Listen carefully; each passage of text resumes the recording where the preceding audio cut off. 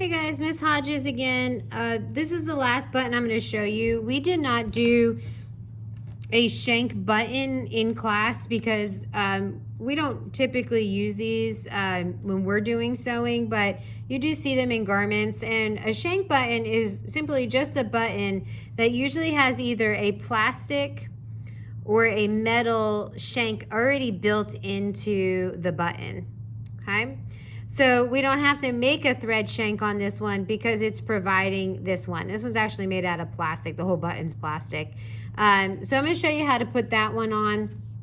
We're going to start the same way. We've got our needle with a double thread and a knot at the bottom of those two threads.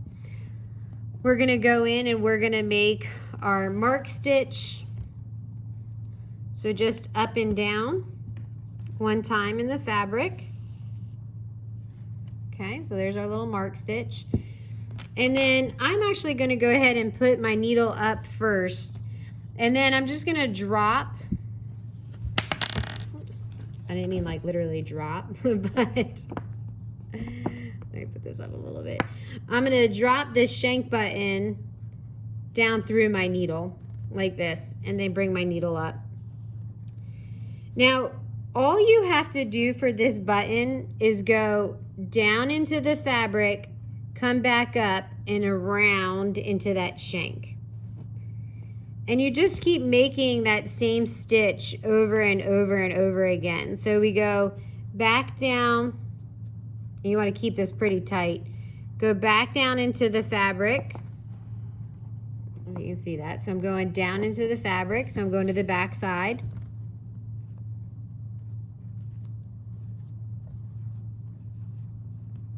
Maybe back side, and then when I come back up onto the right side of the fabric under the button, I'm going to go through the loop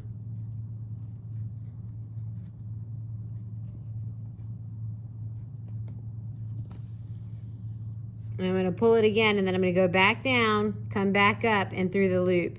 This one you can kind of see I'm kind of doing this all in one motion, that I'm going down. And then it's kind of hard to see, but I'm coming up on the other side of the fabric and then through that loop. This is the same thing. You want to make sure, though, that you're not pulling your fabric too tight and bunching your fabric up. And I would definitely say more than 4 times on this type of a button, just because they do, they hang. And so they're more likely to get snagged on something and rip off. So they're going to naturally dangle. They're not going to stay in place. That's what they do.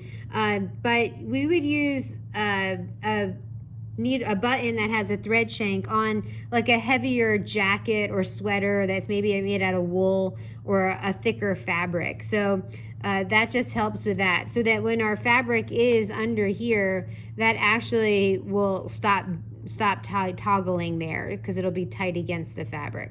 To finish this off, it's the same way as the other ones. So you go back to the underside of your fabric,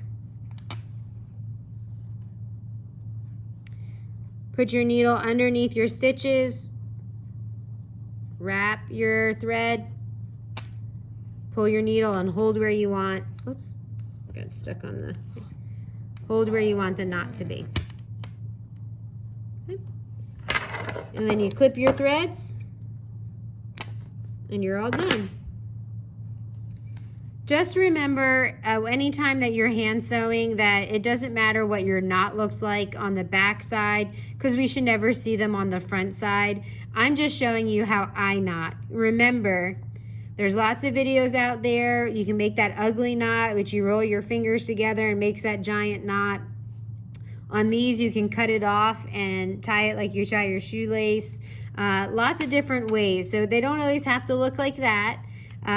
That's the way that I make my knots. So remember, sewing is an individual sport here. So just as long as you have a knot and that's not going to come out, you have done a good job. So I'm just sitting here pulling on this. It's not going to come out. That's in there pretty good. Okay.